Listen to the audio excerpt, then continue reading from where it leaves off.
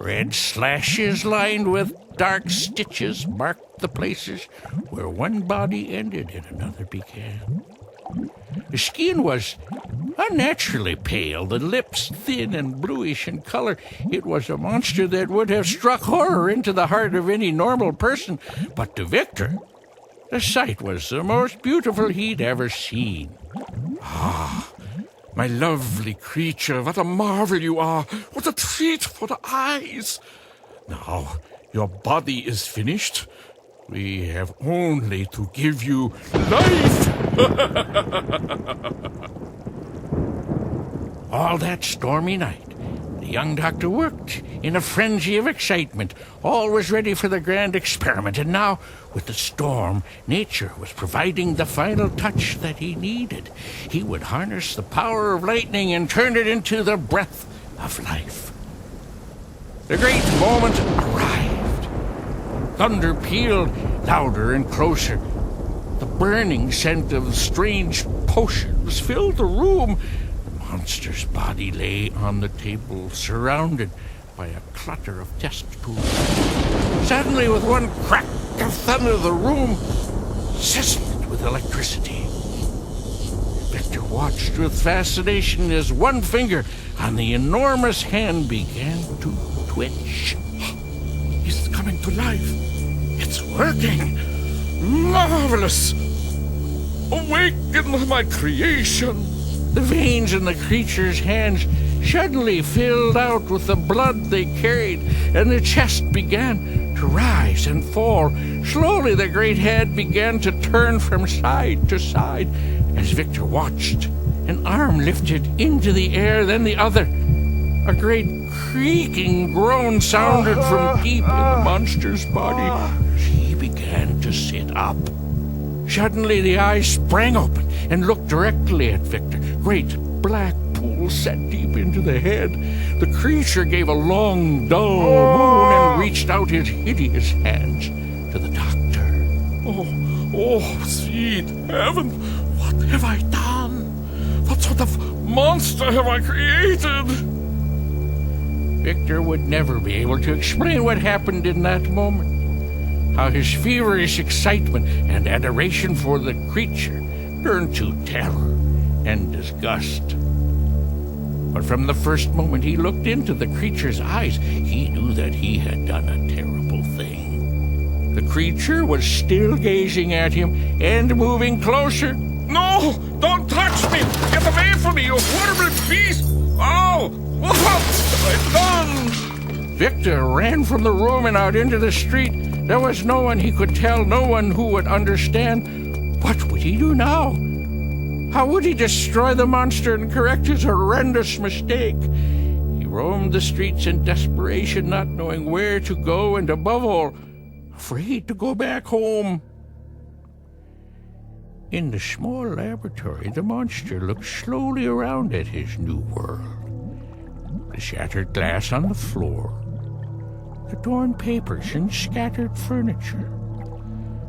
Ugly as he was, he still had a heart and a brain, and could not understand why the only person he knew had nothing but hatred for him.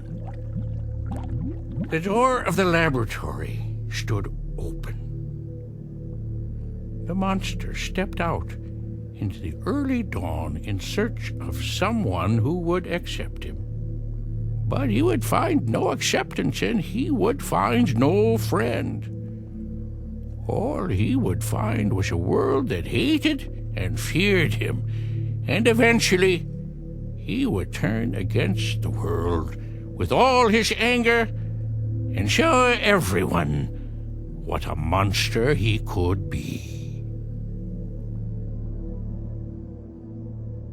I feel sorry for that poor monster. Well, sometimes monsters have a very good reason for being scary. How about a story about a ghost? Like a real ghost? A ghost story, eh? Well, let's see. It was a cool night in late summer, and a quiet breeze blew across the little town. A young doctor drove down the deserted streets, heading home from a dinner party. He had his radio on, and he was in good spirits, singing along to one of his favorite songs as he pulled up to a lonely intersection on the edge of town. The young woman appeared so suddenly the doctor, startled, jerked at the wheel to avoid hitting her. She seemed not the least bit frightened and stood calmly in the road in front of the car. The young doctor was annoyed at first, but then he saw she was just a teenager dressed in a thin party dress and obviously all alone. Do you need a ride somewhere? Yes. Could you give me a lift home? Of course. Hop in. The doctor reached over to open the passenger door, but the girl had already climbed in the back seat. He pulled the door closed and turned to look at her. So, where do you live? He was not prepared for her, what she looked like up close. Her face was strange, almost white, and there was something vacant about her eyes. She didn't seem to be looking at him, but through him. The doctor had never been superstitious, but he suddenly wished he hadn't offered her a ride. Oh, don't be silly, he thought to himself. He couldn't have just left her there by herself. Can you please take me to the white farmhouse at the end of Appleton Lane? The doctor knew of the place, though he'd never been there. He was surprised to hear someone even lived there. He had thought the place had been empty for years.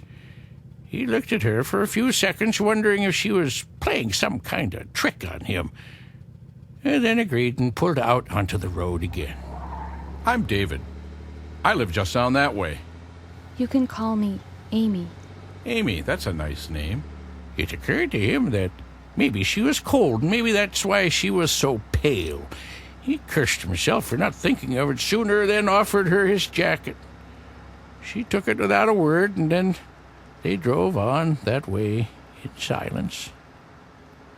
The car crunched onto the gravel that marked the beginning of Appleton Lane. Old gnarled trees twisted their way up and over the road, and the branches shook oddly in the breeze.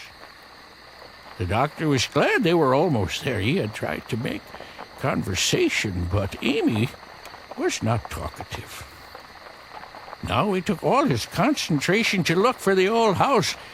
He couldn't see much beyond the tangle of the trees, and suddenly there it was, looming up in the dark in front of him.